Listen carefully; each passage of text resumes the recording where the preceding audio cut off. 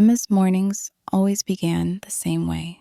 At 7:25 a.m., she'd arrive at Page Turner's, her fingertips brushing the chipped green paint of the bookstore's door as she turned the key. The hinges groaned softly, as if even the building itself were reluctant to wake. Inside, the air smelled of aged paper and the faintest hint of vanilla from the candle she kept by the register. A relic from last Christmas. She flicked on the lights, their warm glow revealing shelves crammed with dog-eared paperbacks and leather-bound classics. A layer of dust clung to the romance section, untouched since Mrs. Whitaker, the shop's elderly regular, had switched to audiobooks. Emma didn't mind the quiet. Routine anchored her. She brewed coffee in the dented percolator behind the counter, the bitter aroma mingling with the musk of old books. By 8 a.m., she'd settled into her worn armchair near the window, steam curling from her mug as she skimmed the previous day's sales log. The shop rarely saw more than a dozen customers, but she liked it that way. It gave her time to reread her favorites: Austen, Bronte, Woolf, stories about women who dared to want more. At 9:55 a.m., she'd slip on her navy peacoat and hang the back in 30 sign on the door. Her daily walk to Sunny Café was 5 minutes exactly, past the florist arranging tulips in cracked buckets and the laundromat humming with dryers.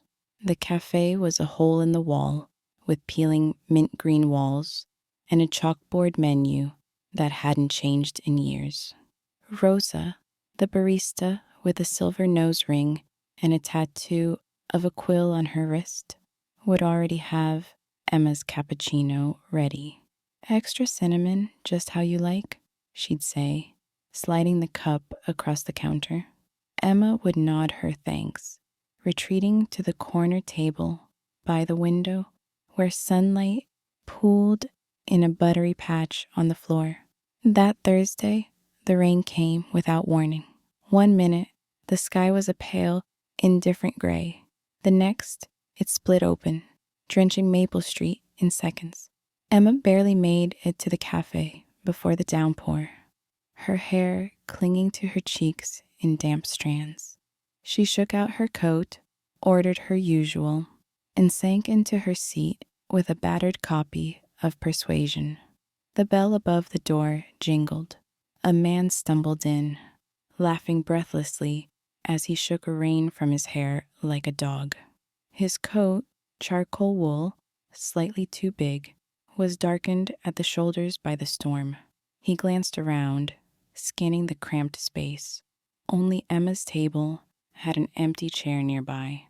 "Mind if I—" He gestured to the seat beside her, droplets falling from his sleeves. Emma hesitated.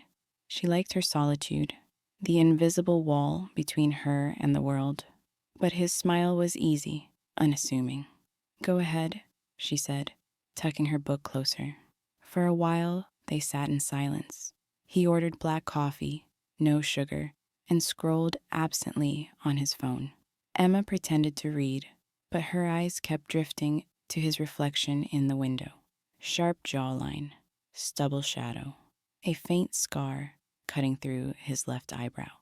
When he caught her staring, she flushed and buried her nose in her novel. "Persuasion," he said suddenly, nodding at her book. "Austen's saddest, or maybe her angriest." Emma blinked. "Most people called it the forgotten one." "You've read it?" "Twice. Once at 16, when I thought Captain Wentworth was a coward. Again at 30, when I realized he was just human." He sipped his coffee, his gaze lingering on the rain sliding down the window pane.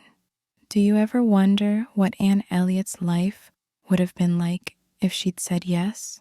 The question caught her off guard. She'd have been happy for a while. And then life would have happened. Money troubles, misunderstandings, maybe regret. He tilted his head, studying her. "You don't believe in second chances?" Emma traced the edge of her saucer. I believe some doors close forever. A beat passed. The cafe's speakers crackled with a jazz standard. Autumn leaves, slow and mournful. David, he said, extending a hand. His palm was warm, calloused. Emma. They talked until Rosa began wiping down empty tables. He'd moved to the city 6 months ago, he said, for a job designing book covers. Mostly crime novels, he admitted. Lots of blood splatter and ominous shadows. He hated it. Loved Kafka, hated Kale. Once got stranded in Vienna after missing a train. Emma shared little, habitual caution, but laughed when he mocked the pretentiousness of modern poetry.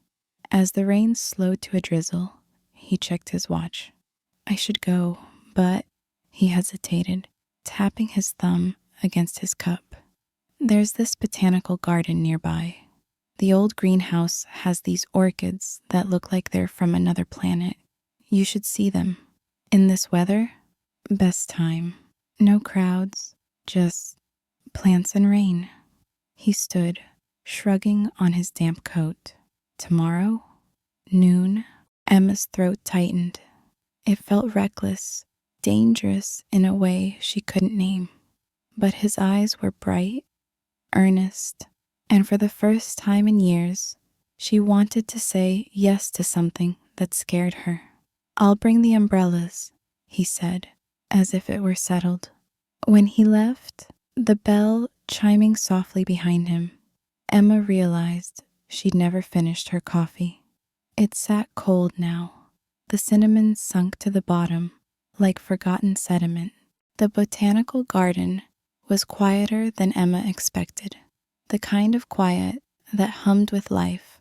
Rain pattered against the glass roof of the greenhouse, where orchids curled like delicate fists toward the steel gray sky. David had been right. There was no one else, just the two of them, their footsteps echoing on the wet gravel path, and the occasional drip of water sliding off magnolia leaves. He carried a black umbrella, its handle cracked with age, and held it carefully over her head as they walked. That one's called a ghost orchid, he said, pointing to a fragile white bloom clinging to a mossy tree trunk. Only grows in swamps. This one's a rebel. Emma smiled, her breath fogging the humid air. How do you know so much about plants? My mom, he said, his voice softening. She was a botanist, used to drag me through every garden in the state. I complained the whole time. He paused, staring at a cluster of crimson pitcher plants. Now I'd give anything to walk one more trail with her. There it was again, the flicker of something raw beneath his easy charm. Emma wanted to ask more, but he'd already moved ahead, reciting a line from The Tempest as if it were a spell. Hell is empty, and all the devils are here. Over the next 3 weeks, their routine solidified. Mondays and Thursdays, they'd meet at the cafe. Wednesdays, the greenhouse. Fridays, they'd wander the river walk, David tossing pebbles into the water, while Emma debated the merits of first-person versus third-person narration. First person feels like a secret, she said. Third person is like watching from the ceiling. What's yours? He asked. The novel you're not writing? She hesitated. A love story, but not the kind where everything works out. He stopped walking. Why not? Because that's not real life, says the woman who reads Austen every morning. She rolled her eyes, but he grinned, nudging her shoulder with his. The contact sent a jolt through her, warm, electric, dangerous. The more time they spent together, the more the gaps in his stories nagged at her. He mentioned a sister in Denver, but refused to show photos. He talked about his job with vague disdain, but never named the publishing company. Once, when his phone buzzed during lunch, he silenced it so quickly She almost didn't catch the tremor in his hands. Do you ever miss having roommates? She asked one afternoon, testing the waters. They sat on a park bench, sharing a bag of roasted chestnuts. God, no, he said, cracking a shell. I'm a hermit. You'd hate living with me. How do you know? Maybe I'm messier than you think. He froze, a half smile stuck on his lips. You're not thinking about moving in, are you? The joke fell flat. Emma stared at him. It was a hypothetical. Right, sorry. He brushed nut dust from his coat, avoiding her eyes. I'm not great with commitments. Ask any of my exes. Or your wife, she almost said. The words lodged in her throat. She tried to bury the suspicion, but it clawed its way back every time he dodged a question. Late at night, she'd lie awake, replaying moments, the way he'd mentioned a work trip to Boston, but couldn't name his hotel. The silver band on his right hand, too polished to be a casual accessory. One rainy Thursday, the truth finally erupted. They were at Sunny Café, David scrolling through emails, while Emma sketched a new layout for the bookstore's fantasy section. His phone buzzed. A call. He declined it, but not before Emma saw the name. Lisa. Who's Lisa? She asked, her pencil stilling. No one, he said too quickly. Work thing. Work contacts don't use heart emojis. He set down his phone, his jaw tight. Emma, don't what? Ask questions? Her voice rose, drawing stares from the couple at the next table. You show up out of nowhere. You're everywhere and nowhere at the same time. And now you're hiding. I'm not hiding, he snapped, then lowered his voice. Look, Lisa is complicated. Complicated how? He ran a hand through his hair, leaving it disheveled. We're separated. Have been for months. It's just legal stuff now, paperwork. I didn't tell you because I didn't want to lose this. He gestured between them. What we have. What we have? Her laugh was brittle. You lied to me. I omitted. Semantics. She stood, her chair screeching against the floor. The cafe fell silent. You let me think you were single? I am single. My marriage is over. But you're still married. He reached for her hand, but she jerked back. Emma, please, let me explain. Explain what? That I'm the other woman? That everything you said was a... No, what I feel for you is real. Tears blurred her vision. She fumbled for her coat, her fingers numb. You don't get to decide what's real for both of us. Outside, the rain had turned icy. She ran, slipping on wet pavement, not stopping until she reached page turners. Inside, she locked the door, slumped against the shelves, and slid into the floor. The scent of old paper enveloped her, safe, familiar. Her phone buzzed. David, please, let's talk. She stared at the screen until it went dark. For days, the bookstore became Emma's fortress.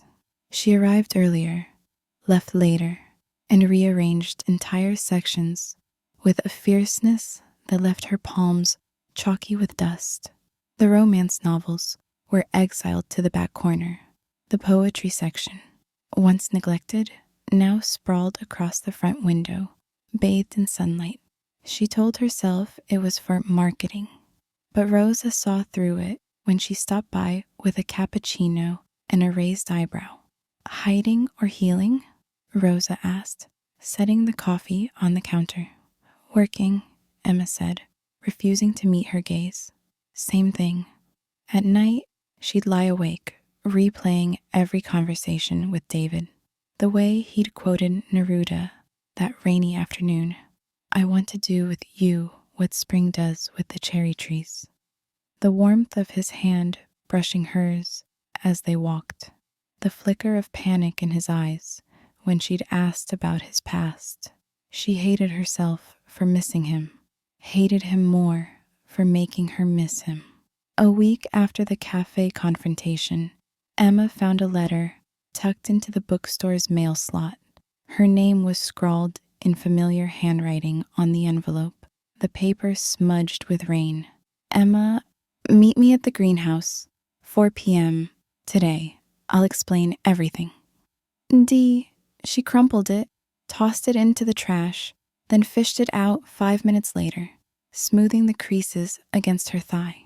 The greenhouse was empty when she arrived, the air thick with the scent of damp soil and blooming jasmine. Rain tapped rhythmically against the glass. Emma stood by the ghost orchid, its petals trembling in the humid breeze, and waited. He was late. By 4:30, her hands were clammy, her chest tight.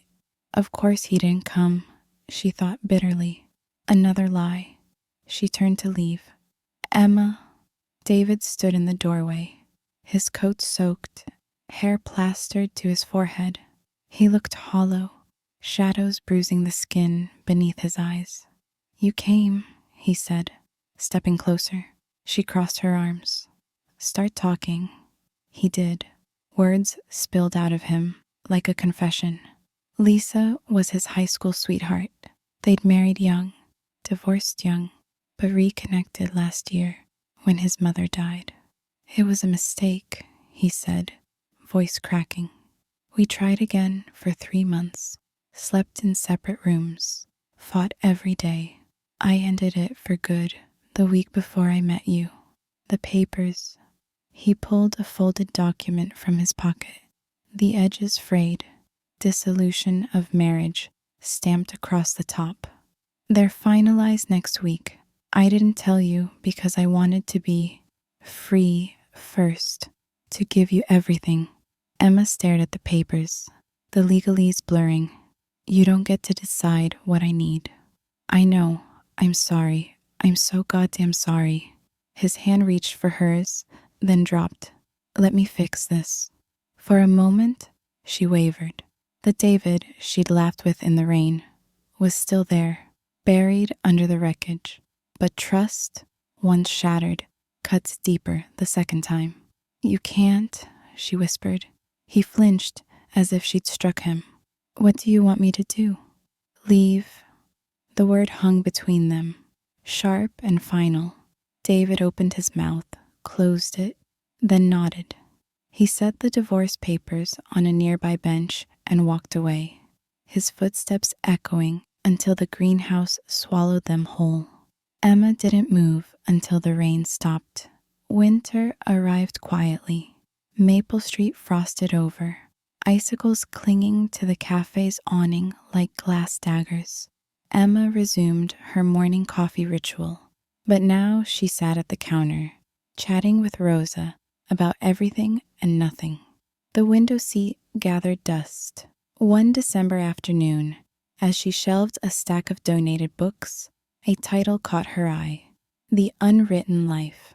The cover was blank, the pages empty, a gag gift maybe. Emma traced the spine, then grabbed a pen from her apron. She wrote in fits and starts, between customers, during lunch breaks, late at night when the shop was silent. Her story spilled into the margins.